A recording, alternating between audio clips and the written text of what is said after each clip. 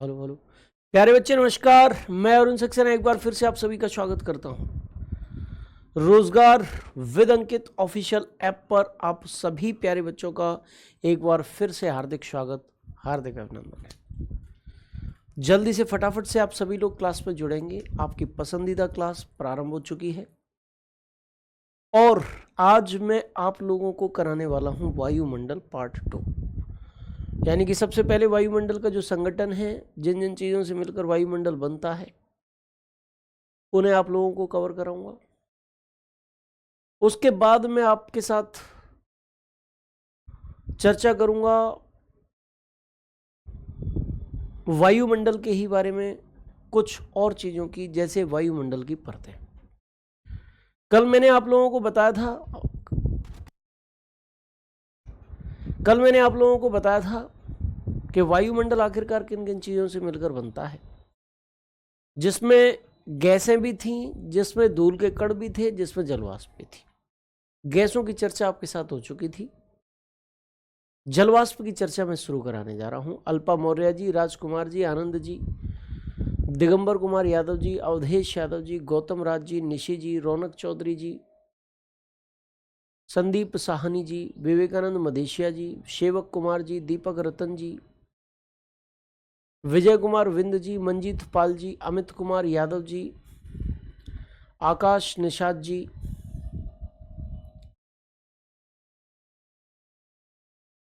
हरिश्चंद्र आर्या जी, आप सभी लोग क्लास में जुड़ चुके हैं। बहुत बहुत स्वागत। जो नहीं जुड़े फटाफट से जुड़िए।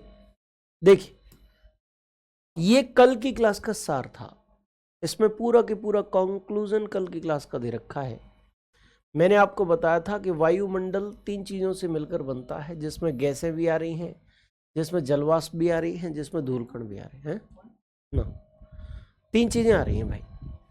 गैसों में देखिए, नाइट्रोजन कल कंप्लीट करा दी थी, ऑक्सीजन भी कल कंप्लीट करा दी थी, ऑर्गन भी कल कंप्लीट करा दी थी, कार्बन डाइऑक्साइड भी कल कंप्लीट करा दी थी, ओजोन भी कल कंप्लीट करा दी थी, और सल्फर डाइऑक्साइड भी कल कंप्लीट करा दी थी। ये सारी की सारी चीज़ें कल मैंने आप लोगों को अच्छे तरीके से कंप्लीट करा दी थी। आप अच्छी तरीके से समझ भी गए होंगे। ठीक है जी, चलिए अब हम बात करेंगे प्यारे बच्चे जलवाष्प की, वाटर वेपर की। ठीक है, उसके पश्चात हम चर्चा करेंगे डस्ट पार्टिकल्स की। तो सबसे पहले हम किसकी चर्चा करेंगे बच्चे? जलवाष्प की, वाटर वेपर की। देखिए, जलवाष्प, वाटर वेपर,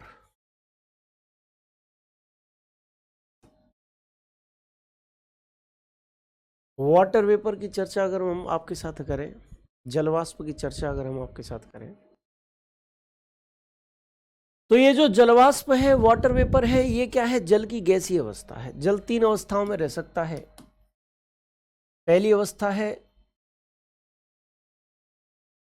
अवस्था है इसकी ठोस अवस्था, दूसरी अवस्था है द्रव अवस्था, और तीसरी अवस्था है गैसीय अवस्था।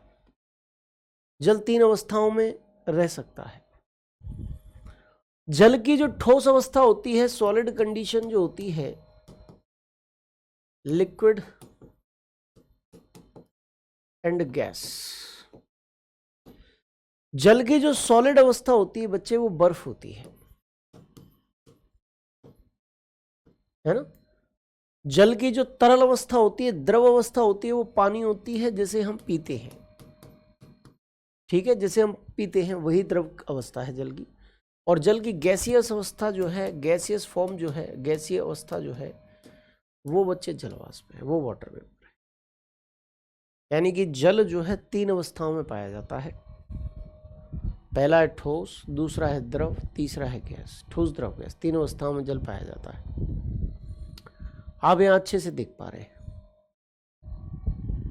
सारी चीजों को क्लियर कर पा रहे हैं, समझ पा रहे हैं। ठीक है, तो जलवाष्प क्या है? जल की गैसीय अवस्था है। जैसे वायुमंडल में गैसें पाई जाती हैं, जैसे वायुमंडल में डस्ट पार्टिकल्स पाए जाते हैं, वैसे ही वायुमंडल में जलवाष्प भी पाया जाता है। अब आप एक चीज और जानते हैं कि पृथ्वी के लगभग 71% पार्ट पर जलमंडल का विस्तार है। 71% पार्ट पर क्या है? जलमंडल का विस्तार है। हाइड्रोस्फीयर का विस्तार है, जलमंडल, हाइड्रोस्फीयर।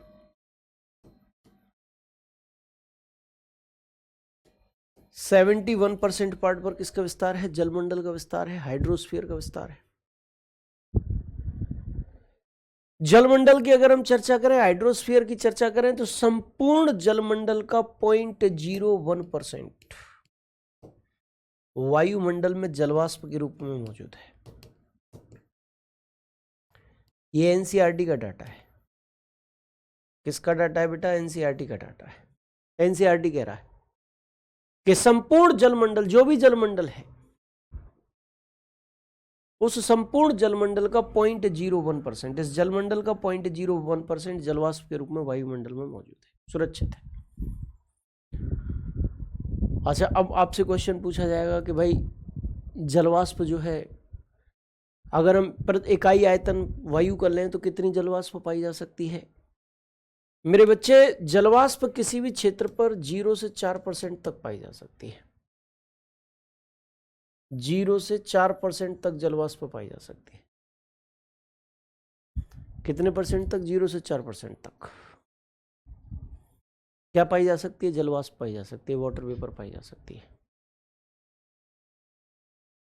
इसमें जो आपके मरुस्थलीय क्षेत्र हैं, मरुस्थलीय क्षेत्र, डेजर्ट एरियाज जो है, मरुस्थलीय क्षेत्र, डेजर्ट एरियाज जो है,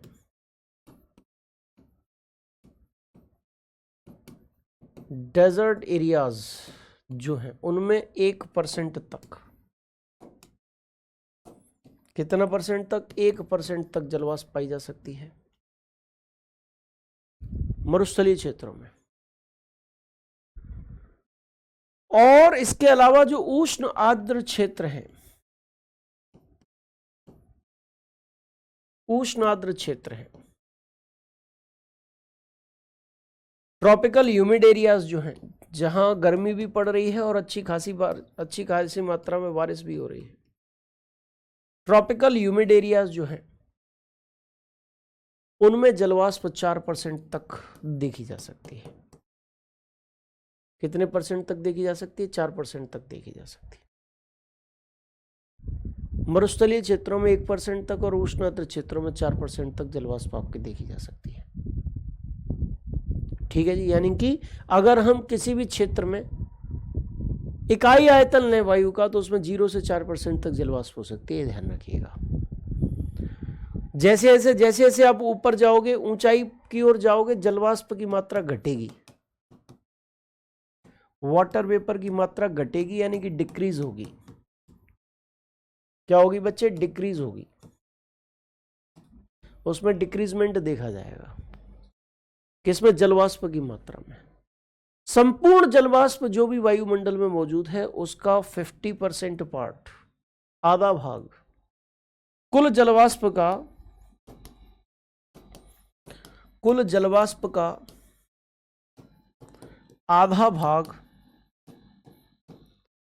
आधा भाग जो है 2 किलोमीटर की ऊंचाई तक,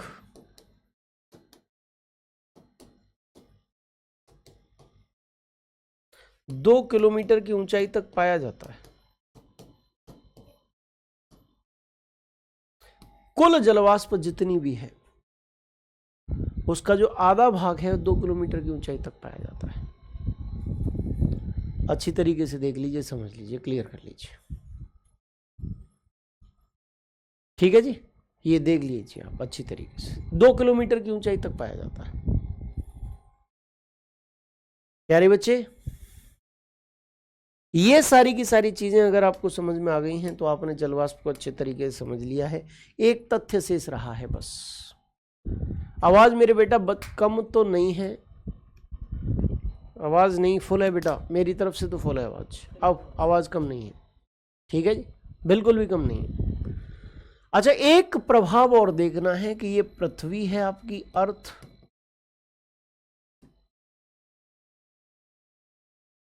और इस पृथ्वी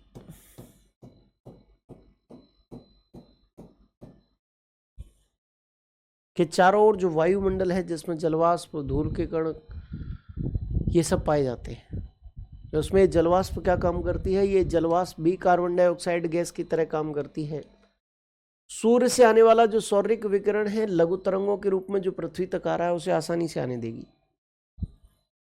लेकिन पृथ्वी से निकलने वाला जो पार्थिव विकिरण है, टेरेस्ट्रियल रेडिएशन है, उसके मार्ग में ये रुकावट क्रिएट करेगी, उसके मार्ग में बाधा पैदा करेगी।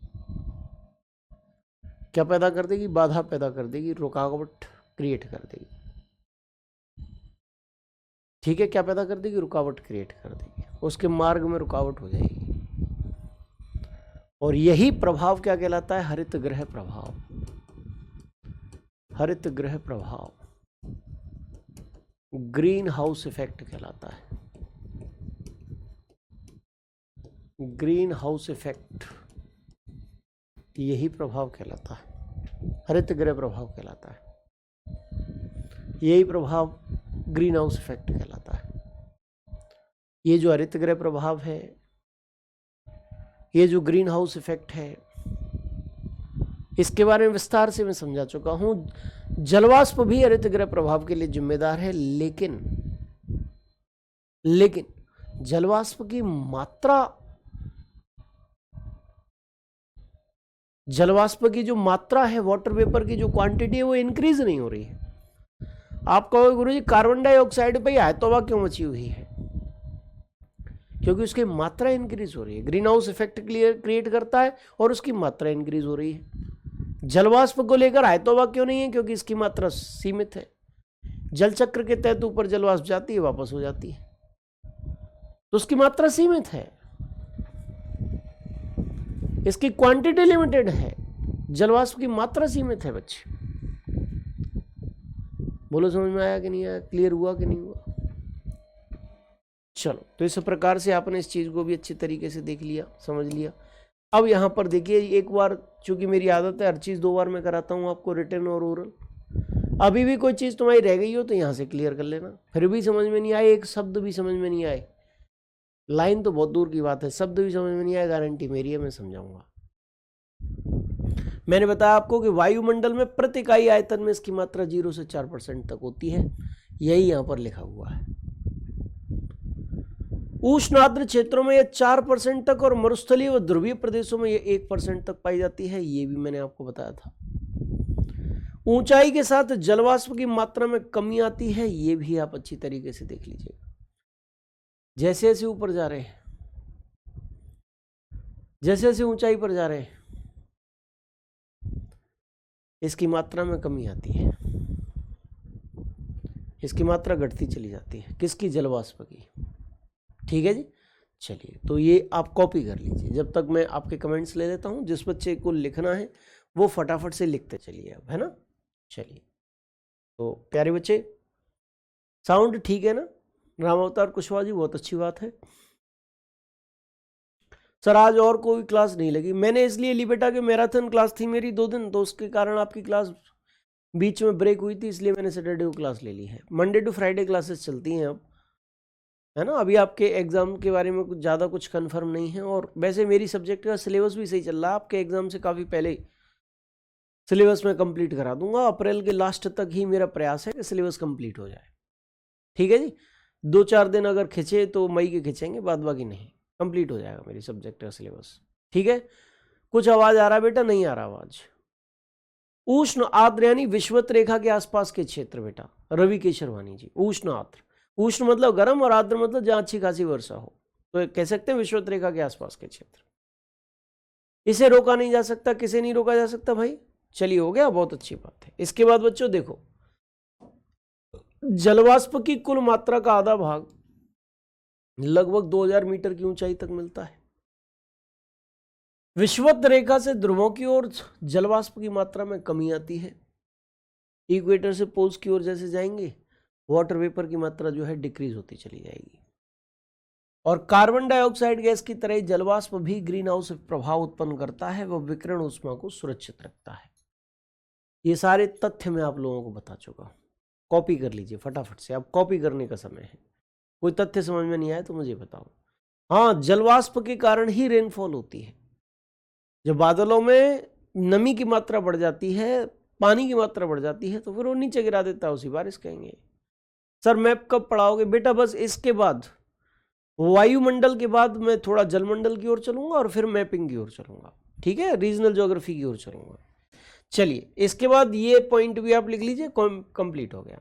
जल, ठोस, द्रव और गैस, द्रव्य नहीं द्रव, वो गैस तीनों अवस्थाओं में पाया जाता है और जलमंडल का कुल 0.001% वायुमंडल में सुरक्षित है।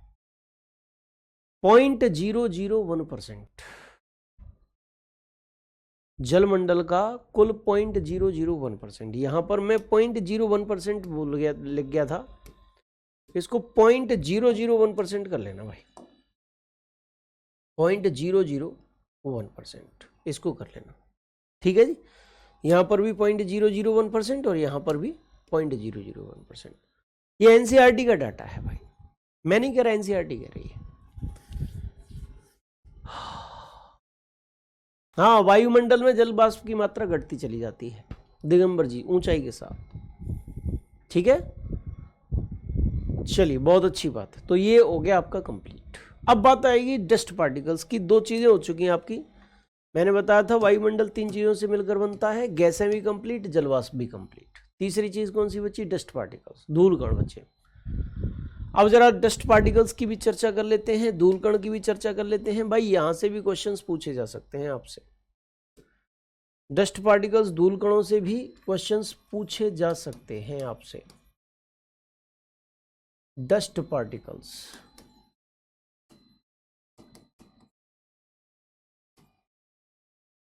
धूल के कण, डस्ट पार्टिकल्स। जरा धूल कणों की चर्चा अगर हम करें, डस्ट पार्टिकल्स की चर्चा अगर हम करें, तो क्या होते हैं धूल कण, क्या होते हैं डस्ट पार्टिकल्स? मुझे बताइए फटाफट से, जरा फटाफट से बताइए। आप जानते हैं कि वायुमंडल में धूल, धुआं, राख, पराग, समुद्री नमक इत्यादि के कण पाए जाते हैं। आप धूल भी जानते हैं, आप धुआं भी जानते हैं, आप राख भी जानते हैं।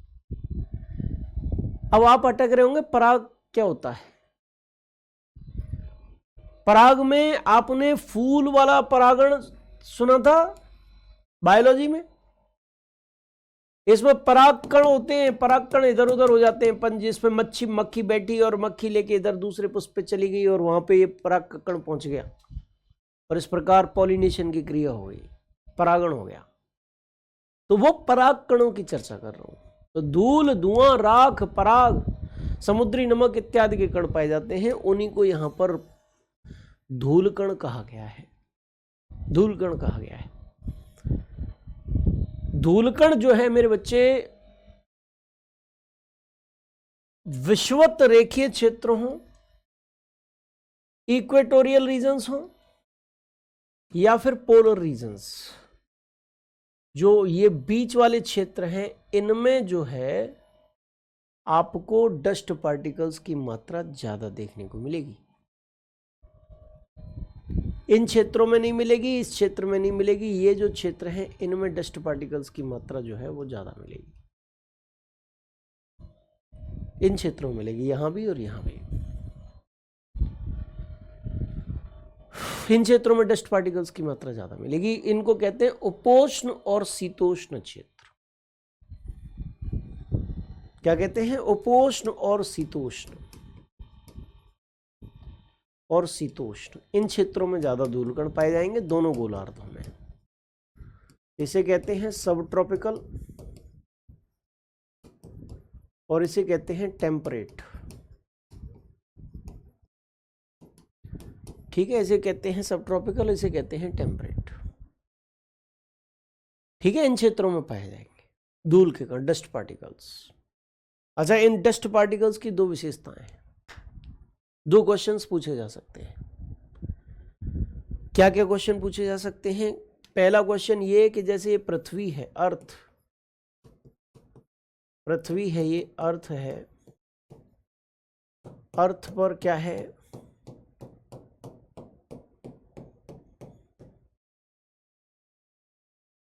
धूल व गैस के कण पाए जा रहे हैं इसके वायुमंडल में। अब सूर्य का प्रकाश आ रहा है, ये सूर्य देवता हैं, सूर्य नारायण है। अब सूर्य का प्रकाश आ रहा है और सूर्य का प्रकाश आया और विभिन्न कलर्स की धाराओं में बट गया, विभिन्न कलर्स की धाराओं में बट गया। ये क्या हो गया, इस धूलकण से टकराया है और टकराकर विभिन्न कलर्स में वो डिवाइड हो गया, विभिन्न कलर्स में डिवाइड हो गया। इस प्रक्रिया को हम क्या कहते हैं, इस प्रक्रिया को प्रकीर्णन कहते हैं। बच्चे, एक प्रक्रिया क्या कहलाती है, प्रक्रिया प्रकीर्णन कहलाती है। प्रकीर्णन, स्कैटरिंग, स्कैटरिंग के नाम से इस प्रक्रिया को हम लोग जानते हैं, प्रकीर्णन के नाम से इस प्रक्रिया को हम लोग जानते हैं, स्कैटरिंग कहते हैं, प्रकीर्णन कहते हैं इस प्रक्रिया को। अच्छी तरीके से समझने का प्रयत्न करना, क्या कहते हैं, प्रकीर्णन, स्कैटरिंग कहते हैं। और मेरे प्यारे बच्चे, इसमें सबसे ज्यादा स्कैटरिंग किसकी होती है, आप जानते हैं ना, कलर्स को विबग्योर, विबग्योर, वी से क्या है, बैगनी, बैगनी, और आर से क्या है, रेड, लाल। लाल रंग का फैलाव सबसे कम होता है, प्रकीर्णन सबसे कम होगा, प्रकीर्णन सबसे कम, फैलाव, प्रकीर्णन नहीं फैलाव, सबसे कम होता है। और बैगनी रंग का फैलाव, प्रकीर्णन जो है, फैलाव जो है सबसे ज्यादा होता है।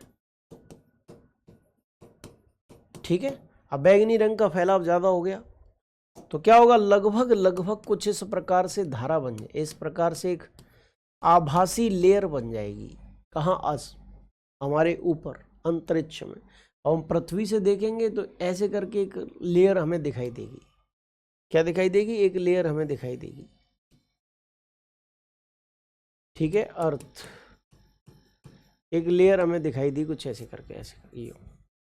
हमने क्या कहा कि पृथ्वी के ऊपर एक आसमान नाम की परत है, जबकि हकीकत में आसमान नाम की कोई परत पृथ्वी के ऊपर नहीं है।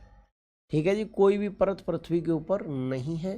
किस नाम से, आसमान नाम की कोई परत नहीं है बच्चे। किसकी नहीं, आसमान नाम की कोई परत नहीं है। अगर हम किससे, ये कमेंट कहाँ चले गए भाई, भाई ये क्या हो रहा है, एक मिनट रुकिए, एक सेकंड।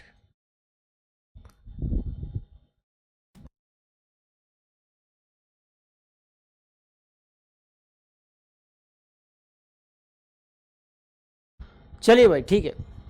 तो कहने का मतलब, आकाश का नीला रंग धूलकणों से टकराकर होने वाले प्रकाश के प्रकीर्णन का परिणाम है। ये ध्यान रखना। क्यों, क्योंकि बैगनी रंग का प्रकीर्णन सबसे ज्यादा होता है और लाल रंग का प्रकीर्णन सबसे कम होता है। अच्छा, एक चीज और सुनी होगी आपने, तो एक पॉइंट बन गया कि आकाश का नीला रंग धूलकणों से टकराकर होने वाले प्रकाश के प्रकीर्णन का परिणाम है। अच्छा, एक चीज और सुनी होगी आपने, वो क्या चीज सुनी होगी, जैसे ये सूर्य देवता हैं, सन है, सन के चारों ओर लाल कलर की, रेडिश कलर की धाराएं दिखाई देती हैं सुबह ही सुबह, सूर्योदय के समय, सूर्यास्त के समय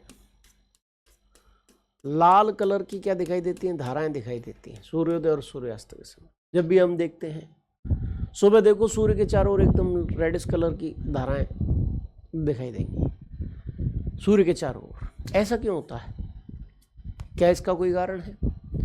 इसका कारण भी प्रकीर्णन है। अब मान लीजिए श्वेत प्रकाश, ये पृथ्वी है आपकी,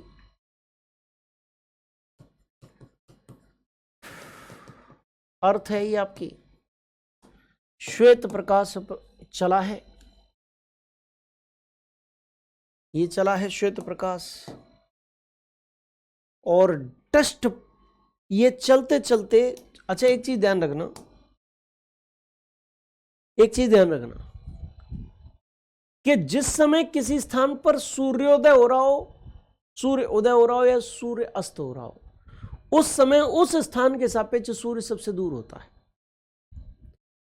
सूर्य की दूरी उस स्थान के सापेक्ष सबसे ज्यादा होती है जिस समय, कौन से समय, जिस समय सूर्य उदय हो रहा हो या अस्त हो रहा हो। अब मान लो सूर्य से श्वेत प्रकाश चला, अब श्वेत प्रकाश में से रास्ते में बहुत सारे जो 7 रंग से मिलकर बनता है श्वेत प्रकाश, वो प्रकीर्णित होकर फैल गए। डस्ट पार्टिकल्स हैं और भी बहुत सारे कारण हैं जिनसे प्रकीर्णन हो रहा है। प्रकीर्णित होकर कलर क्या हो रहे हैं, कलर जो है प्रकीर्णित होकर फैल रहे हैं। कलर जो है प्रकीर्णित होकर फैल रहे हैं भाई, ठीक है जी, फैल रहे हैं। अब मेरे प्यारे बच्चे, सबसे कम प्रकीर्णन किस कलर का होता है, सबसे कम स्कैटरिंग किस कलर की होती है? सबसे कम स्कैटरिंग भैया लाल कलर की होती है। सबसे कम फैलाव किसका होता है? लाल कलर का। और लाल कलर ही पृथ्वी के धरातल तक यहां तक पहुंच रहा है। अब ये हमारी आंखों पर लाल कलर पड़ रहा है तो हमें इसका इमेज भी कैसा दिखाई दे रहा है? लाल ही दिखाई दे रहा है। भाई जाहिर सी बात है कि मान लीजिए मेरी शर्ट से टकराकर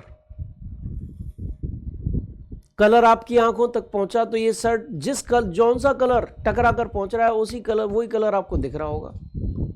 तो यहां से सूर्य से श्वेत प्रकाश चला, उसमें से लाल रंग हमारी आंखों पे पड़ रहा है अगर हम सूर्य की ओर देखें सूर्योदय और सूर्यास्त के समय। और यही कारण है कि हमें सूर्य के चारों ओर लालिमा दिखाई देती है, कारण प्रकीर्णन ही है।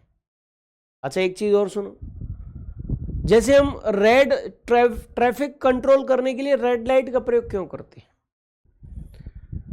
ट्रैफिक को रोकने के लिए रेड लाइट का ही प्रयोग क्यों करते हैं? नीले का क्यों नहीं करते, पीले का क्यों नहीं करते?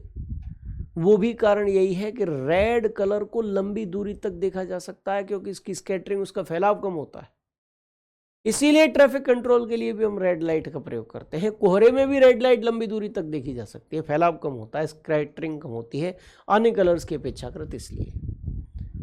तो ये डस्ट पार्टिकल्स के बारे में भाई कुछ पॉइंट्स थे आपके लिए मैंने बताए, है ना। इनको भी आप एक बार रिटन तौर पर देख लीजिए, आपके ये वाला टॉपिक पूरी तरीके से कंप्लीट हो जाएगा। डस्ट पार्टिकल्स की चर्चा हम लोग कर रहे हैं। इनमें मुख्यतः समुद्री नमक के कण, सूक्ष्म मिट्टी के कण, धुएं की कालिख, राख के कण, पराग के कण, धूल तथा उल्कापात के कण शामिल होते हैं। किन में शामिल होते हैं? धूल कणों में, डस्ट पार्टिकल्स में शामिल होते हैं। धूल, धुआं, राख, पराग, इनके कण शामिल होते हैं। ठीक है जी, ये मैंने आप लोगों को बताया था। कॉपी करो फटाफट से, जो लिखने वाले बच्चे हैं वो फटाफट से लिखते चलें। ठीक है बेटा। सर मेरा क्लास 12 के रिजल्ट में ग्रेस लगा है, क्या करें? कोई बात नहीं, पास तो हो ना आप। शैलेश कुमार जी पास हो तो ठीक है। अब इस मार्कशीट का प्रयोग करो, अपने एग्जाम दो, और ज्यादा तुम्हारे मन में कर रहा हो तो दोबारा कर लेना, 1 साल और बैक हो जाएगी। ठीक है जी। हाँ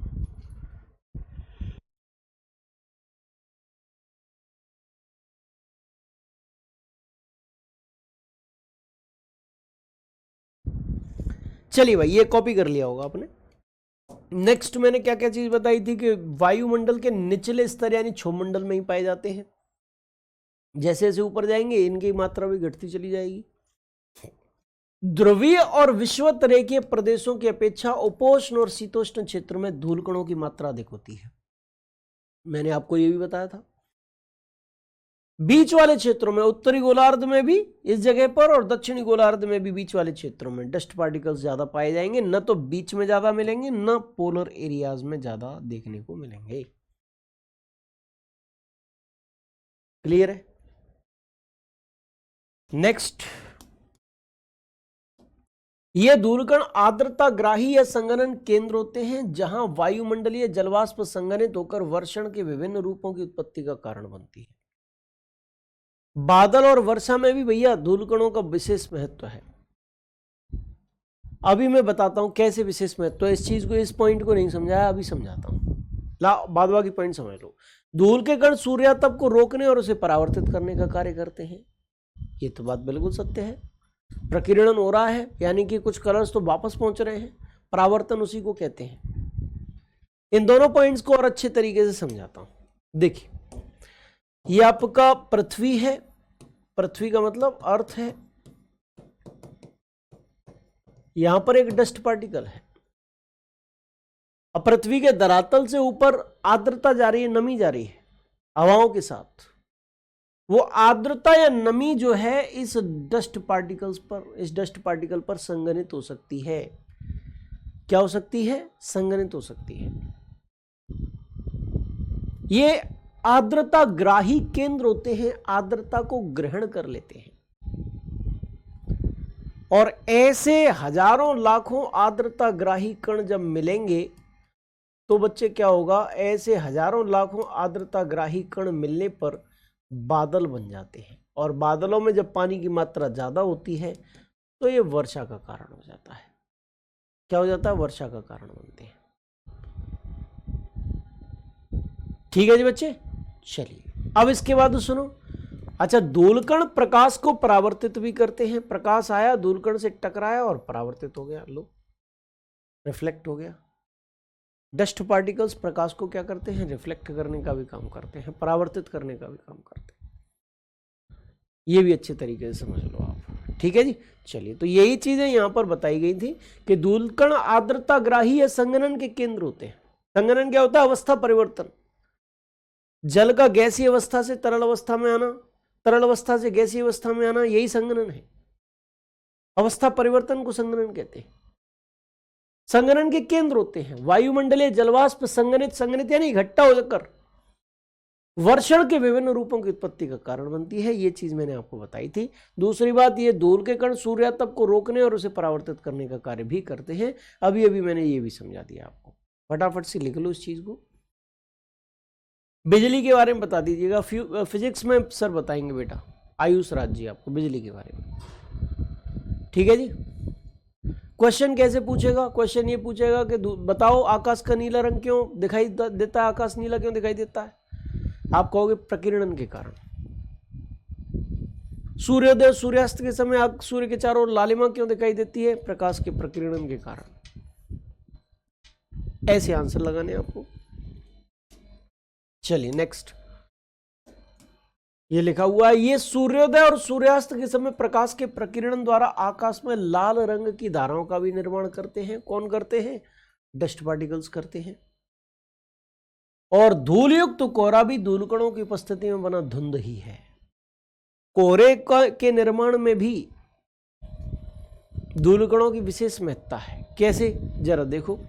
आप मान लो ये आपका मुख है, ये आपकी आंखें हैं, ये आपकी आंखें हैं, ये मुंह है आपका।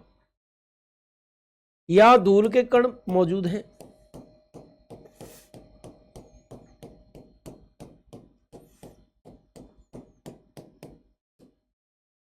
धूल के कण यहां मौजूद हैं।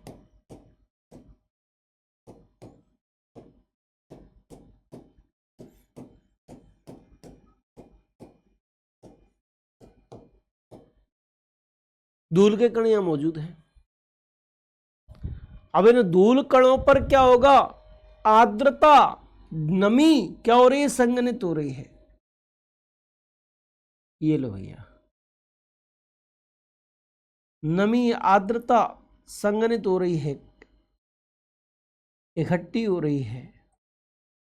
लो, अब यहां पर एक पानी का गिलास रखा है। क्या वो पानी का गिलास आपको दिखाई देगा?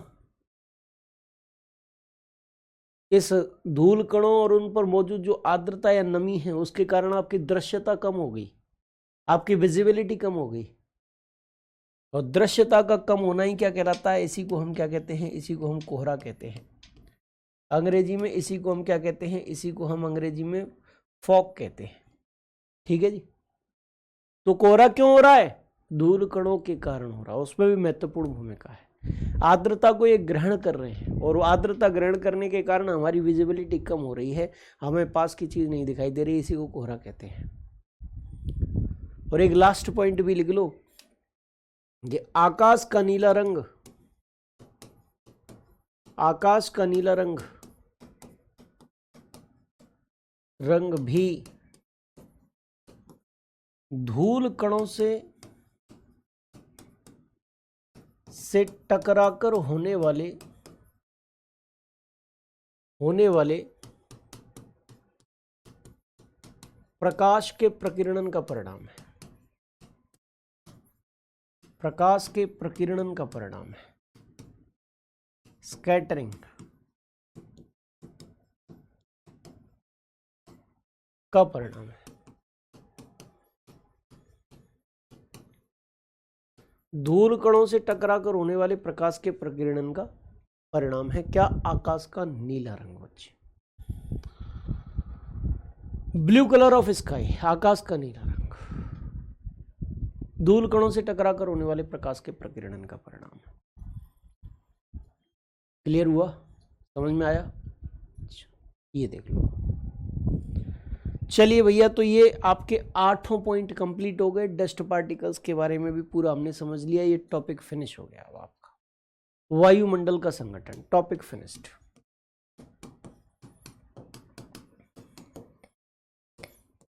ठीक है जी, टॉपिक फिनिश्ड, टॉपिक कंप्लीट हो गया आपका। अब हम जरा चर्चा करने वाले हैं आगे की नेक्स्ट टॉपिक की। नेक्स्ट टॉपिक है वायुमंडल की परतें। नेक्स्ट टॉपिक क्या रहेगा बच्चे? नेक्स्ट टॉपिक रहेगा वायुमंडल की परतें। ये रहा वायुमंडल की परतें, द लेयर्स ऑफ एटमॉस्फेयर। ये टॉपिक रहेगा। आपको पिछले टॉपिक में अगर कहीं भी कोई कंफ्यूजन आ रही हो, समझ में नहीं आ रहा हो कोई चीज, तो आप मुझसे पूछिए फटाफट से कि ये चीज समझ में नहीं आ रही गुरुजी, कोई कंफ्यूजन है? सर ज्योग्राफी से कितना नंबर का क्वेश्चन पूछता है? बेटा ये तो मुझे भी नहीं पता कि ज्योग्राफी कितने नंबर की आएगी, लेकिन बस मैं इतना जानता हूं कि जितने भी नंबर की आए आप उसको अच्छे तरीके से कर पाए। भाई हो सकता है 2 क्वेश्चन आ जाए, हो सकता है 4 क्वेश्चन आ जाए, हो सकता है 1 भी नहीं आए, हो सकता है सबसे ज्यादा ज्योग्राफी पूछ ली जाए अन्य सब्जेक्ट से। अब ये तो एग्जामिनर के ऊपर है, कोई फिक्स क्राइटेरिया तो होता नहीं कि ज्योग्राफी के 5 क्वेश्चन, फिजिक्स के 5 क्वेश्चन, केमिस्ट्री के 5 क्वेश्चन, बायोलॉजी के 5 क्वेश्चन। कई बार साइंस पढ़ाया जाता है तो उसमें केमिस्ट्री पूछी ही नहीं जाती, और कई बार 10 में से 7 क्वेश्चन पूछ लिए जाते हैं। ये कोई फिक्स नहीं होता। आप लोग हर बार, हर रोज कोई ना कोई ये प्रश्न जरूर पूछता है मुझसे कि गुरुजी हाँ ज्योग्राफी कितने नंबर की आएगी? ये गुरुजी को ही नहीं पता कितने नंबर की आएगी। ये तो भैया एग्जामिनर के ऊपर है, तुम्हारे भाग्य के ऊपर है। ठीक है जी। उल्कापात क्या होता है बेटा? मैं उल्कापात आप लोगों को समझा चुका हूं। ठीक है, उल्का पिंड इत्यादि आपको समझा चुका हूं पहले ही। ठीक है, इस टॉपिक से रिलेटेड जो भी डाउट है वो बताओ। 2-3 नंबर की, 3-4 नंबर की, वो कंफर्म नहीं है लेकिन, है ना। चलिए, तो वायुमंडल की परतें टॉपिक को हम देखें तो बच्चे वायुमंडल में बहुत सारी परतें पाई जाती हैं। बहुत सारी परतें वायुमंडल में पाई जाती हैं। वायुमंडल की जो सबसे निचली परत है, लोएस्ट लेयर जो है, उसे हम क्षोभ मंडल कहते हैं। क्या कहते हैं? उसे हम क्षोभ मंडल कहते हैं। वायुमंडल की जो सबसे निचली परत है उसे हम क्षोभ मंडल कहते हैं, उसे हम ट्रोपोस्फियर कहते हैं। क्या कहते हैं? क्षोभ मंडल। ये क्षोभ मंडल है।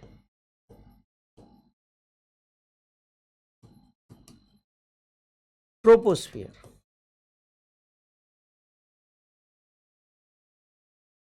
ठीक है जी। इसके ऊपर आपको एक मंडल देखने को मिलेगा जिसका नाम है समताप मंडल। अंग्रेजी में इसको हम क्या कहेंगे? स्ट्रेटोस्फियर।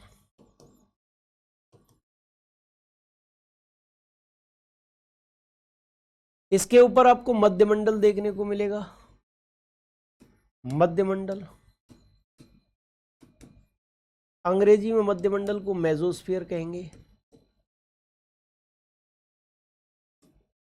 फिर उसके बाद आयन मंडल, इसके ऊपर आयन मंडल देखने को मिलेगा, आयनोस्फियर इसको हम कहेंगे। और इसके बाद भैया सबसे ऊपर आपको बहिर्मंडल देखने को मिलेगा, इसको अंग्रेजी में हम एक्सोस्फियर कहेंगे। एक्सोस्फियर इसको कहेंगे। क्षोभ मंडल, समताप मंडल, मध्य मंडल, अयन मंडल, बहिर्मंडल। ये पृथ्वी के वायुमंडल में पाई जाने वाली कुछ परतें हैं। दीपू कुमार जी को तो भैया एकदम से मजा डांट दिया दीपू कुमार जी ने। बताओ बेटा क्या समझ में नहीं आया? जो समझ में नहीं आया मैं बता दूंगा। कोहरा कैसे पड़ता है बेटा बता तो दिया प्रीति जी। हमारी आंखों के सामने धूल कणों पर जब आर्द्रता जमा हो जाती है, नमी जमा हो जाती है, तो हमारी दृश्यता कम हो जाती है, हमें कम दिखाई देता है। इसी स्थिति को कोहरा कहते हैं। ठीक है जी। चलिए, तो सबसे पहले हमें किस परत पर चर्चा करनी है? क्षोभ मंडल पर चर्चा करनी है। आपसे क्या क्वेश्चन पूछा जाएगा कि बताओ वायुमंडल की सबसे निचली परत कौन सी है? तो बेटा आप आंसर लगाएंगे क्षोभ मंडल है, ट्रोपोस्फियर है। क्षोभ मंडल, समताप मंडल, मध्य मंडल, अयन मंडल, बहिर्मंडल, 5 परतें हो गई वायुमंडल में। कितनी परतें हो गई? 5 हो गई। बोलो कितनी परत हो गई? 5। कितनी परत हो गई? 5। बोलो फटाफट से, कितनी परत? 5 परत हो गई। ठीक है जी। अच्छा, ये जो क्षोभ मंडल है वो वायुमंडल की सबसे निचली परत है। और मौसम से संबंधित जितनी भी घटनाएं हैं, चाहे वो वर्षा हो, बादल वर्षा हो, चाहे वो चक्रवात हो, चाहे वो प्रतिचक्रवात हो, चाहे वो बिजली हो, बिजली हो, चक्रवात प्रतिचक्रवात हो, कहने का मतलब मैं नाम नहीं लिख रहा, सीधे सीधे इमेज बनाए दे रहा हूं। चाहे बादल वर्षा हो, चाहे वो चक्रवात प्रतिचक्रवात हो, चाहे वो बिजली हो, सारी की सारी चीजें क्षोभ मंडल में ही घटित होती हैं। मौसम संबंधी समस्त गतिविधियां क्षोभ मंडल में ही घटित होती हैं। ये क्षोभ मंडल की दूसरी विशेषता है। अच्छा, इसके बाद अगर हम बात करें क्षोभ मंडल की, तो बेटा इसमें 165 मीटर अगर आप ऊपर गए तो 1 डिग्री सेंटीग्रेड टेम्परेचर कम हो जाएगा। प्रति 165 मीटर की ऊंचाई पर 1 डिग्री सेंटीग्रेड तापमान कम हो जाएगा, टेम्परेचर कम हो जाएगा, तापमान कम हो जाएगा। 165 मीटर की ऊंचाई पर 1 डिग्री सेंटीग्रेड टेम्परेचर डिक्रीज, कम। इस हिसाब से अगर आप 1 किलोमीटर ऊपर चले गए तो फिर 6.5 डिग्री सेंटीग्रेड टेम्परेचर कम हो जाएगा। 1 किलोमीटर ऊपर जाइए 6.5 डिग्री सेंटीग्रेड टेम्परेचर कम हो जाएगा, है। और इसको हम क्या कहते हैं? इसको सामान्य ताप पतन दर कहते हैं बच्चे। सामान्य ताप पतन दर, ताप पतन दर, नॉर्मल टेम्परेचर लैप्स रेट के नाम से हम इसको जानते हैं। Normal temperature lapse rate, normal temperature lapse rate के नाम से हम लोग इसको जानते हैं, हम लोग इसको पुकारते हैं। किसको पुकारते हैं? आपके, बोलो फटाफट से, किसको पुकारते हैं? आपके ये जो तापमान ऊंचाई के साथ जो डिक्रीज हो रहा है, घट रहा है, उसको नॉर्मल टेम्परेचर लैप्स रेट कहते हैं, सामान्य ताप पतन दर कहते हैं बच्चे उसे। ठीक है जी, ये भी आप अच्छे तरीके से समझ लो। अच्छा, इसके बाद सुनो, इसका जो विस्तार है वो ध्रुवीय क्षेत्रों में 8 किलोमीटर की ऊंचाई तक और विषुवत रेखीय क्षेत्रों में 18 किलोमीटर की ऊंचाई तक पाया जाता है। ध्रुवीय क्षेत्रों में मात्र 8 किलोमीटर की ऊंचाई तक और विषुवत रेखीय क्षेत्रों में 18 किलोमीटर की ऊंचाई तक। ऐसा क्यों? क्योंकि ध्रुवीय क्षेत्र ठंडे होते हैं, बर्फ जमी रहती है वहां, इसलिए हवा भी ठंडी ठंडी हवा भारी होती है, भारी होकर नीचे बैठती है। बादल वर्षा ये सारी की सारी क्रिया विधियां कम ऊंचाई पर ही घटित हो जाती हैं, मौसम संबंधी गतिविधियां कम ऊंचाई पर ही घटित हो जाती हैं। इसीलिए मेरे बच्चे 8 किलोमीटर की ऊंचाई तक ही इसका विस्तार पाया जाता है। अब हम बात करें विषुवत रेखीय क्षेत्रों की, तो विषुवत रेखीय क्षेत्रों में धरातल गर्म होता है। धरातल कैसा होता है? गर्म, क्योंकि सूर्य की किरणें वर्षभर लंबवत पड़ती हैं यहाँ। और धरातल गर्म होता है तो हवा भी गर्म व हल्की होकर क्या उठती है, ऊपर की ओर उठती है। काफी ऊंचाई पर जाकर बादल इत्यादि का निर्माण होगा और वर्षा होगी, और इसी कारण विषुवत रेखीय क्षेत्रों में क्षोभमंडल का विस्तार 18 किलोमीटर की ऊंचाई तक पाया जाता है। आप देख रहे होंगे थोड़ा सा टेढ़ा पड़ रहा है, ये थोड़ा सा टेढ़ा पड़ रहा है। टेढ़ा क्यों पड़ रहा है मैंने आपको बता दिया क्यों टेढ़ा पड़ रहा है बच्चे। ठीक है जी। सर कोहरा कैसे पड़ता है प्लीज बताओ सर, लेकिन ठंडी में ही क्यों पड़ता है प्लीज बताओ। ठंडक में मेरे प्यारे बेटी क्या होता है कि हमारे आसपास की हवा, धरातल ठंडा, हवा भी ठंडी, ठंडी हवा कैसे होती है, भारी। अब जो हवा है वो नीचे बैठती है धरातल पर, तो धूलकणों का संकेंद्रण ज्यादा हो जाएगा, वो फिर आर्द्रता को ग्रहण कर लेंगे तो हमारी दृश्यता कम हो जाएगी, इसीलिए सर्दी में कोहरा पड़ता है भाई। ठीक है जी। हाँ चंदन रवि जी आप बहुत अच्छा पढ़ाते हैं, सीधे दिमाग में चला जाता है, बहुत बहुत धन्यवाद भाई। तो ये सारी चीज समझ में आ गई आपको। कहने का मतलब क्वेश्चन आए वायुमंडल की सबसे निचली परत कौन सी, तो क्षोभमंडल। सामान्य ताप पतन दर कहां पाई जाती है, क्षोभमंडल में। मौसम संबंधी समस्त गतिविधियां कहां पाई जाती हैं, क्षोभमंडल में। ध्रुवीय क्षेत्रों में क्षोभमंडल का विस्तार कितना होता है, 8 किलोमीटर। विषुवत रेखीय क्षेत्रों में क्षोभमंडल का विस्तार कितना होता है, 18 किलोमीटर। अच्छा, क्षोभमंडल से ऊपर कौन सा है बेटा, समताप मंडल। और ये जो क्षोभ मंडल और समताप मंडल के बीच की ये जो सीमा रेखा होती है, बाउंड्री लाइन होती है, इस सीमा रेखा को, इस बाउंड्री लाइन को हम क्या कहते हैं, इस सीमा रेखा को, इस बाउंड्री लाइन को हम कहते हैं क्षोभ सीमा। क्या कहते हैं, क्षोभ सीमा कहते हैं। अंग्रेजी में इसी को ट्रोपोपॉज कहते हैं, ट्रोपोपॉज कहते हैं अंग्रेजी में, इसी को ट्रोपोपॉज कहते हैं, क्षोभ सीमा या ट्रोपोपॉज।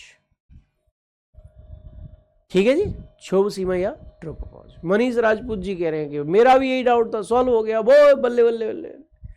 चलो तुम खुश हो जाओ भाई, कैसे भी तुम्हारा डाउट सॉल्व होना चाहिए। मैंने तो देखो सब बताया एकदम क्लियर, कोहरा जो पूछा सब बता दिया। एक एक शब्द में गारंटी के साथ मैं लेता हूं कि भाई कोई भी शब्द समझ में नहीं आया मुझे बता दो, मैं समझा दूंगा। ठीक है जी। दीपू कुमार जी आपका क्लास बहुत मस्त होता है, बहुत बहुत धन्यवाद भाई। चलिए तो क्षोभमंडल के बारे में बेटा एक और बार रिवाइज करते हैं, हर चीज 2 बार है। मेरी क्लास विशेष तौर पर उन ग्रामीण पृष्ठभूमि के बच्चों के लिए है जिन्होंने कभी ज्योग्राफी नहीं पढ़ी है। उनको मैं एक बार एक टॉपिक को 2-3 बार बता देता हूं, तो अब तुम्हें पढ़ने की जरूरत भी नहीं पड़ेगी। भविष्य में भी तुम एक बार मुझसे ज्योग्राफी पढ़ लोगे, जब भी कभी ज्योग्राफी पढ़ोगे ये चेहरा याद आएगा, हमने किससे ज्योग्राफी पढ़ी, अरुण सर से पढ़ी, बड़ा बेसिक मजबूत हो गया।